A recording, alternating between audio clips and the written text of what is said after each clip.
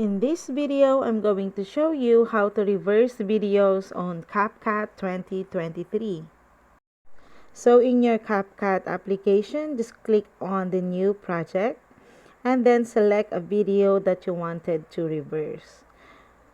So just add that one. So in here, I'll be choosing where I wanted to split the video.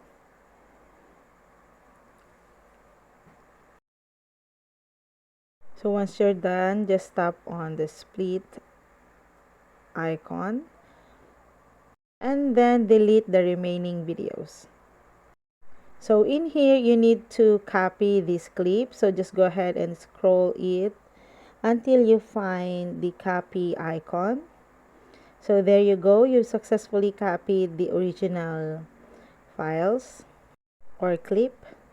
So in here, click on the copied clip and then find the reverse icon. So just tap that one and wait for it to load up.